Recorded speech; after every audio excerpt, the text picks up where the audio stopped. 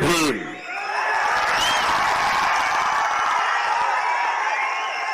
எப்படி இருக்கீங்க செல்லம்? எல்லோருக்கும் வணக்கம். ஐ லவ் யூ டூ செல்லம்.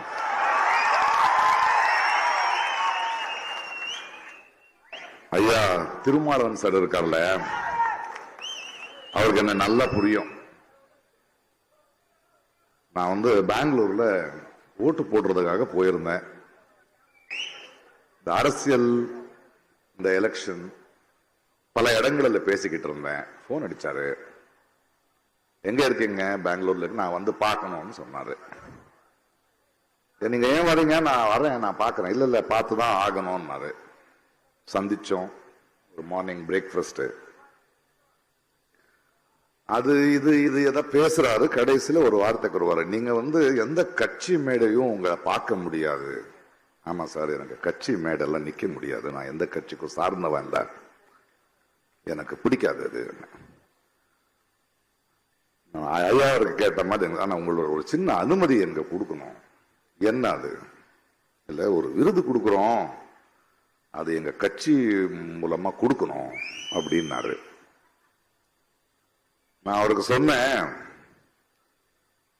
நான் போராடுற கொள்கைக்காக போராடுற நீங்களோ உங்க கட்சியோ என்னுடைய தோழர்கள், நான் வர்றேன் அப்படின்னு. இன்னைக்கு இங்க முன்னாடி இருக்கேன். இங்க விருது வாங்கிய பல பேர், இல்லையா திருமாவளவன் அவர்கள் போல அவ்வளவு பெரிய நீண்ட கால பயணம் இல்லை எனக்கு அரசியல்ல, கொள்கை போராட்டத்தில். ஆனாலும் நான் ஏன் பேசுகிறேன் அப்படின்னு பலரும் கேட்கிறாங்க. அவங்களுக்கு ஒரே ஒரு பதில் சொல்லுவேன் நானு. பாருங்க, உடம்புக்கு ஒரு காயமானால் நாங்க சும்மா இருந்தாலும் அந்த வலி குறைஞ்சிரும், காணாம போயிடும். ஆனா ஒரு சமுதாயத்துக்கு, ஒரு நாட்டுக்கு காயமானால் நாம் பேசாம இருந்தா அதிகமாகும். நான் ஒரு கலைஞன் தான், ஆனா என்னோட திறமையால நான் கலைஞன் ஆகவில்லை. என்னை விட திறமைசாலிகள் அதிகமா இருக்காங்க.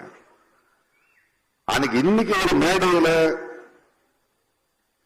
நான் நிக்கிறேன் அப்படின்னா என்னுடைய திறமை மட்டும் இல்லை, அது மக்களோட அன்பு, மக்களோட நம்பிக்கை. ஆக ஒரு மேடை ஏற்றிய மக்களுக்கு, ஒரு சமுதாயத்துக்கு ஒரு பிரச்சனையா இருக்கும் போது, ஒரு கலைஞன் கோழையாயிட்டா ஒரு சமுதாயம் கோழையாயிடும். நான் செஞ்சிட்டு இருக்கிறது பெரிய வேலை இல்லை, அது என்னுடைய கடமை, அது என்னுடைய மனசாட்சி. ஏனென்றால் வாழ்க்கையே ஒரு கலைஞனா எனக்கு புரியுது. அந்த புரிதல் எனக்கு என்னோட திறமையில வந்ததில்லை. லங்கேஷ் போன்ற, மார்க்ஸ் போன்ற, அம்பேத்கர் போன்ற, காந்தி போன்ற, பாரதி போன்ற, இப்படி பலர்களோட சிந்தனையை படித்து அதை உள்வாங்கி, அதனாலதான் வந்தது எனக்கு இந்த புரிதல். அந்த புரிதல் இருக்கும்போது கண்ணுக்கு தெரியுது இல்ல என்ன நடக்குதுன்னு. 10 வருஷத்துக்குள்ள இருந்து தான் பேசிக்கிட்டு இருக்கேன். 9 வருஷத்துல இருந்தா இந்த மன்னரை நான் எதிர்த்துட்டு இருக்கேன். இப்ப எல்லாம் மன்னரன் சொல்ல முடியாதுப்பா, மன்னிக்கணும், அவர்தான் தெய்வ குழந்தை ஆயிட்டாரு. அவரை இனிமே நம்ம தேர்ந்தெடுக்க முடியாது. அவர்தான் நாட்டுக்கு, அவரால் ஏதாவது துன்பம் ஏற்பட்டால் அவரை திட்ட முடியாது, மனுஷனாயா நீ என்ன முடியாது.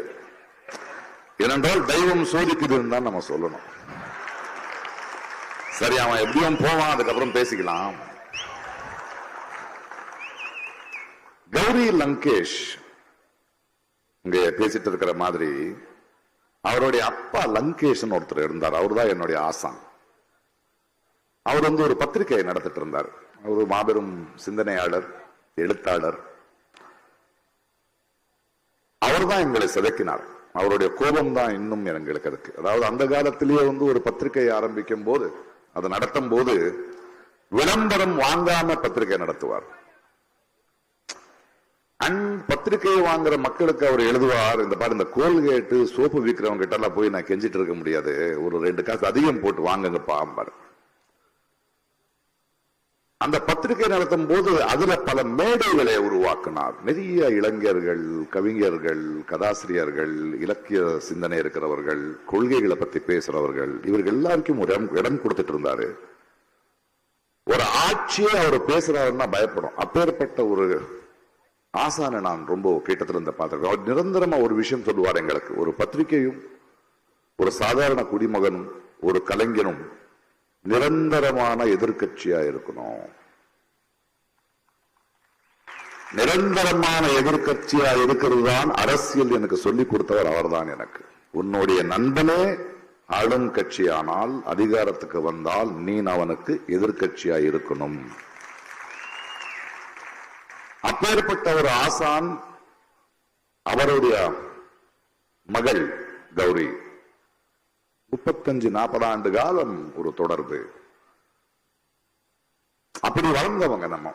அவர் ஒவ்வொரு டைனிங் டேபிள்லயோ இல்ல அவருடைய எடிட்டோரியல் டேபிள்லயோ ஈவினிங் ஆனா நம்ம அங்க போய் உட்கார்ந்தா எங்களுக்கு கிடைச்ச, நாங்கள் பார்த்த துருவானங்கள், எங்களுக்கு கிடைச்ச அனுபவங்கள் ரொம்ப அதிகம். அப்பேற்பட்ட கௌரியை சுட்டுக் கொள்ளும் போது, அதற்கு முன்னாடி தபோல்கர் இருக்கட்டும், பன்சாரே இருக்கட்டும், கல்புரி இருக்கட்டும், நான் கர்நாடகத்துல தான் பேசிக்கிட்டு இருந்தோம். பேசலன்னு இல்லை, அப்பவும் பேசிக்கிட்டு தான் இருந்தேன். ஆனால் என்னுடைய தோழி, என்னுடைய ஆசானோட மகள் என் வீட்டு வாசல் முன்ன கொல்லப்பட்டால் கௌரி என்ன ஒரு கேள்வி கேட்டாள். அந்த மரணத்துல நீயும் சும்மா இருப்பியா அப்படின்னு. அதனால்தான் அவளை புதைக்கும் போது நான் சொன்னேன், நான் அவளை புதைக்கல, விதைத்தேன். இந்த பாசிசம், இந்த சனாதனத்தோட டெரரிஸ்ட் ஒரு குரலை அடக்கினோன்னு நினைச்சா அதை விட வேகமான ஆழமான குரல் எந்திரிக்குங்கிற காரணத்தினாலதான் 8 வருஷமா நான் பேசிக்கிட்டு இருக்கேன். 4ஆம் தேதிக்கு அப்புறம் இந்த தெய்வ மகன் போனதுக்கு பிறகு நான் எனக்கு வேலை இருக்கியா எனக்கு தெரியாது, இருக்கட்டும். ஆனால் இது ரொம்ப முக்கியம். அம்பேத்கர் சுடர் எனக்கு கொடுக்கறீங்க, நான் தலித் கிடையாது, ஆமா. ஆனால் அம்பேத்கர் இந்த கான்ஸ்டிடியூஷனை எழுதாம இருந்திருந்தால் இந்த நாடு எப்படி இருக்கும்னு யோசிக்கும் போது எனக்கு பயமா இருக்கு. ஏனென்றால் அவருடைய சிந்தனையும் அவர் நினைத்த இந்த கான்ஸ்டிடியூஷன் பசியால பிறந்ததில்லை, வலியால பிறந்ததில்லை, அவமானத்துக்கு பிறந்தது. இன்னைக்கு வேர்வை மனம் பேசிட்டு இருந்தாரு. ரீசெண்டா இந்த எலெக்ஷன் கேம்பெயின்ல நான் வாடி என்கிற ஒரு ஊருக்கு போயிருந்தேன் கர்நாடகால. அங்க ஒரு ரயில்வே ஸ்டேஷன் இருக்கு. அங்க பல வருடங்களுக்கு முன்னாடி அம்பேத்கர் இறங்கி இருந்தாராம். அதுக்கு பீமஸ்பர்ஷம் சொல்லுவாங்க அந்த இடத்துக்கு. அங்க இறங்கினேன். சில இலக்கியவாதிகள் நம்ம எல்லாம் சேர்ந்து ஒரு மேடை இருந்தது. அந்த மேடைக்கு போகும்போது ஒரு ஓபன் ஜீப்ல என்ன நிக்க வச்சுட்டு போயிட்டு இருந்தாங்க. எல்லாரும் உங்களை பார்க்கணும், அவங்களோட பேசணும், ஊர்வலமா போயிட்டு அந்த மேடைக்கு போகலாம்னு. ஒரு சின்ன ஒரு மார்க்கெட் இருக்கிற, நிறைய ஏழைகள் இருக்கிற, நிறைய கடைகள் இருக்கிற தெருவுல நான் போயிட்டு இருந்தேன்.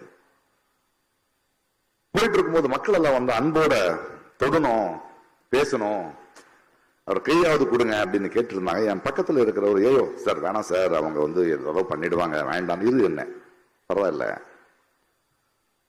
அப்படி. நான் போயிட்டு இருக்கும்போது, தொட்டுட்டு இருக்கும்போது அவன் எவரும் ஒருத்த கறிக்கடைக்காரன் அவன் வர்றான். அதோட மனம் எனக்கு வருது, வேர்வை எனக்கு வருது.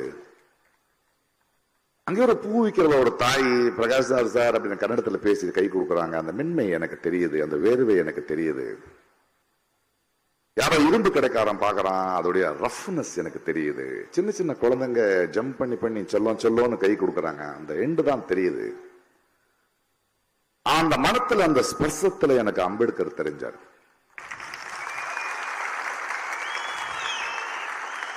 இத பாருங்க, அப்படி பார்க்கும்போது இந்த தெய்வமகன் மன்னரை நினைச்சேன் நானு.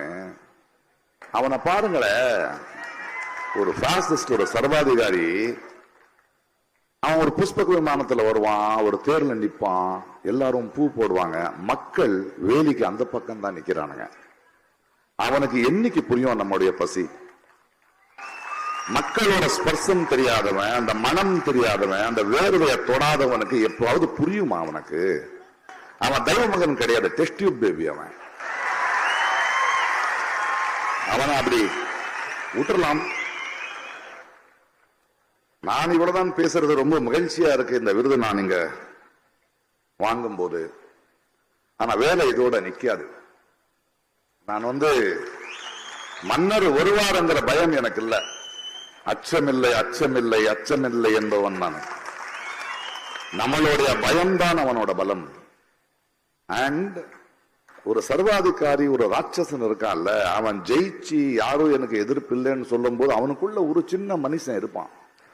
ஆனா தோக்குறாங்கிற பயம் உடனே அவன் ராட்சசன் ஆவான். அந்த நிலைமையிலதான் அவன் இருக்கான் இன்னைக்கு. ஆக நம்ம அதுக்கு தயாராக வேண்டியதா இருக்கு. நம்ம ரொம்ப ஜெயிச்சுட்டோங்கிறது இல்ல, வெற்றி இல்ல. ஏன்னா இந்த 10 வருடங்கள் காலமா அவன் எங்கெங்க விதைய வெற்றிருக்கான் இல்லையா. இன்னைக்கு ஒரு சுப்ரீம் கோர்ட் ஒரு கோர்ட் ஜட்ஜு நான் RSSல இருந்து வந்தவன் சொல்றதுக்கு பெருமையா இருக்குன்னு ரிட்டையர்மெண்ட்ல சொல்றான்னா, இது வரைக்கும் அவன் கொடுத்த முடிவுகள் எப்படி இருக்கும்னு நமக்கு புரியாதா?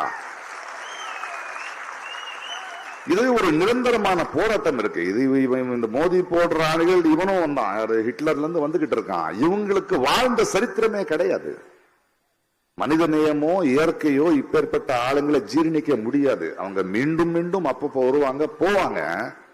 ஆனா போகும்போது அவங்க விடுற காயங்கள் இருக்கு இல்லையா, அதுல இருந்து மறுபடியும் மீண்டு வர்றதுக்கு டைம் ஆகும். மீண்டும் அவன் வராம இருக்கிறதுக்கு நம்ம முயற்சி எடுக்கணும். அதுக்காக நான் என்ன சொல்றேன், இன்னைக்கு ஒரு அம்பேத்கரை பத்தி பேசுறோம், பெரியாரை பத்தி பேசுறோம். சும்மா பேசினா முடியாது.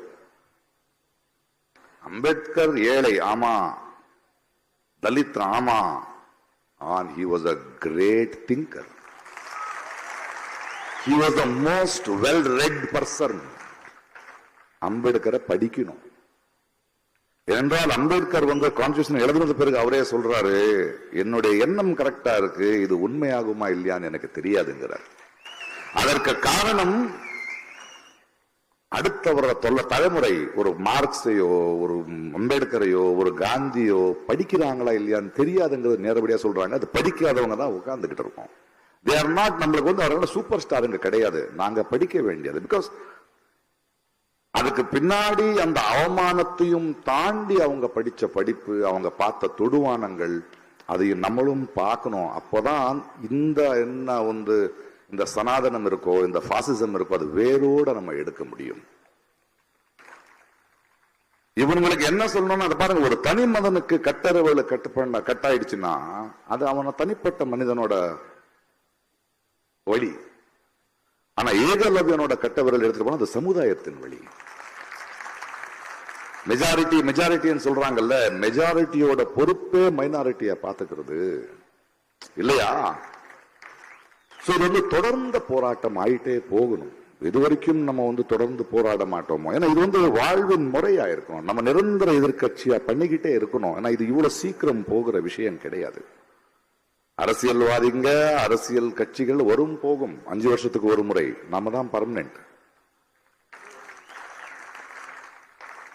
அரசியல்ல எதிர்கட்சி ஜெயிக்காது, ஆளுங்கட்சி தான் தோத்து போவோம். சரியானவனை நம்ம தேர்ந்தெடுத்தா மக்கள் தான் ஜெயிப்பாங்க, தேர்ந்தெடுக்கலன்னா மக்கள் தான் தோத்து போவாங்க. அதை நம்ம உணரணும். இந்த வாட்டி அவர் தெய்வமானவனானதுனால ஜோலா எடுத்துக்கிட்டு எங்கேயோ போட்டோம், அது இல்லை. ஆனால் இந்த 10 ஆண்டுகளாக நம்ம அனுபவிச்ச வழி இருக்குல்ல, அவமானம் இருக்குல்ல, ஒரு பயம் இருக்குல்ல, ஒரு ஆதங்கத்துக்காக அடுத்த 5 வருஷம், அடுத்த 10 வருஷம் இவங்க மீண்டும் வர முடியாத அளவுக்கு நம்ம செயல்ல இறங்க வேண்டியதா இருக்கு. 70 ஆண்டுகள் ஆயிடுச்சு, 70 ஆண்டுக்கு மேல ஆயிடுச்சு நம்ம அம்பேத்கர் கான்ஸ்டிடியூஷன் எழுத. இன்னைக்கு கூட மக்கள் ஓட்டு போடும்போது ஒரு பிரதமரை தேர்ந்தெடுக்க ஓட்டு போடுறதுக்கு அவங்களுக்கு உரிமை இல்லைங்கிறதே தெரியாம உட்காந்துக்கிட்டு இருக்காங்க. ஒரு முதலமைச்சரை தேர்ந்தெடுக்கிற உரிமை இல்லை. நம்மளுடைய ஒரு பிரதிநிதி, எங்களுடைய குரலை பேசுறவன் பார்லிமெண்ட்டுக்கு போனோம். 530 பேர் தான் இருக்காங்க. இதுவரைக்கும் நம்ம தொகுதியில நமக்கு தெரிஞ்சவனாயவன், நம்மளுடைய வழி தெரியுமா, நம்மளுடைய மொழி தெரியுமா, நம்மளுடைய வேர்வை தெரியுமான்னு தெரிஞ்சவங்க நீங்க தேர்ந்தெடுக்கணும். அதை விட்டுட்டு ஒரு ஃபுட்பால் மேட்ச் பாக்குற மாதிரி எடுத்துட்டோம்னா அப்படிதான் வச்சிருக்கானுங்க. அப்பதான் இவங்க பிழைக்க முடியும். ஆனா மக்களுக்குள்ள அடுத்த 5 வருஷமோ 10 ஆண்டுமோ நான் வாழ்க்கை முழுக்க அதுதான் பண்ண போறேன். எனக்கு அதுதான் வேலை. எனக்கு இது வேலை இல்லை. வரும்போது இன்னைக்கு ஒரு 3 பத்திரிகையாளர்கள் என்ன மீட் பண்றாங்க. நேஷனல் கேரவன் அந்த மேக்சின், நீங்க ஏன் தேர்தல் அரசியலுக்கு வர மாட்டீங்க? சேர்க்க மாட்டாங்கம்மா அப்படின்னு. அரசியலுக்கு யாராவது வரலாம், யாராவது உள்ள வர முடியாது.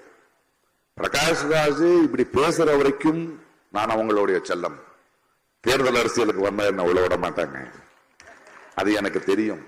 ஆனா மக்களான நமக்கு அவங்களுடைய பலசாலிங்க. நம்ம அம்பேத்கர் எழுதின கான்ஸ்டிடியூஷன்ல பவர்ங்கிறது மேலிருந்து கீழே இல்ல, கீழிருந்து மேல.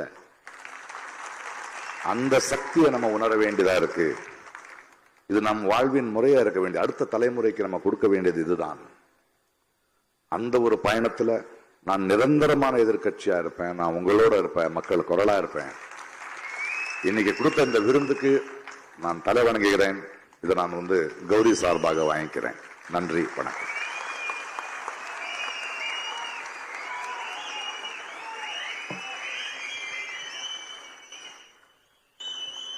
மக்கள் கலைஞர் திரு பிரகாஷ் ராஜ் அவர்களுக்கு நெஞ்சம் நிறைந்த நன்றிகள்.